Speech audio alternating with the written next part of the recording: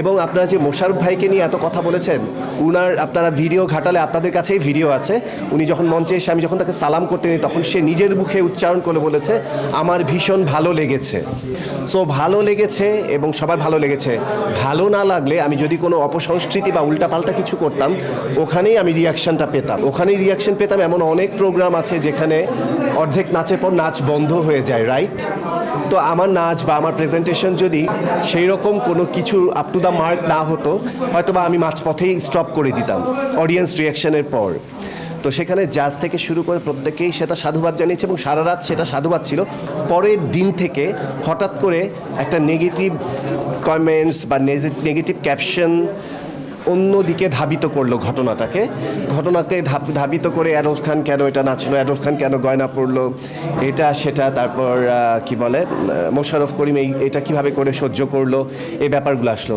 এই ব্যাপারগুলো এত সহজ, সুন্দর এবং সিম্পল ছিল যে ঘটনাগুলো পরের দিন গিয়ে ইচ্ছাকৃত একটা মহল এটাকে অন্যদিকে ধাবিত করলো।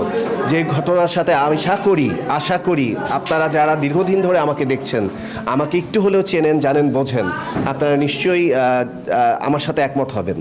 সেদিনের স্টেজের বা অডিয়েন্সের বা ওই সময়কার ঘটনার আমার যে ভাইব বা আমার যে একটা রিয়াকশন, অডিয়েন্স রিয়াকশন বা সব কিছু যা ছিল, যে রেজাল্টটা আমরা অনুষ্ঠান সাকসেসফুলি রান করে যে রেজাল্টটা আমরা আপনাদেরকে দিয়েছি, সেই জায়গার সাথে পরবর্তী দিনের সেই নেগেটিভ কমেন্ট বা নেগেটিভ ক্যাপশন অন্য কথা বলে।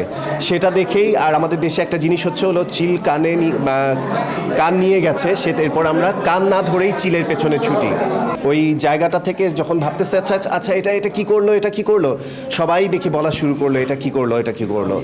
যদি তারা মঞ্চে, আমার বিশ্বাস তারা যদি মঞ্চে বা অডিয়েন্সের সামনে বসে এই নাচটা উপভোগ করতে এবং ব্যাপারটা বোঝার চেষ্টা করতে আসলে অ্যাকচুয়ালি আমি কি করতে চেয়েছি বা কি করছি, তাহলে আসলে আমার কাছে রিয়াকশনটা বা রেজাল্টটা অন্যরকম হতো। কিন্তু সেই রেজাল্টটা মিক্সড হয়ে গেছে, তাতেও আমার কোনো আপত্তি নেই, কারণ দিন শেষে ভালো মন্দ থাকবে সব কিছুরই। দেশে দেশে সবার সাথে দ্য নিউজ।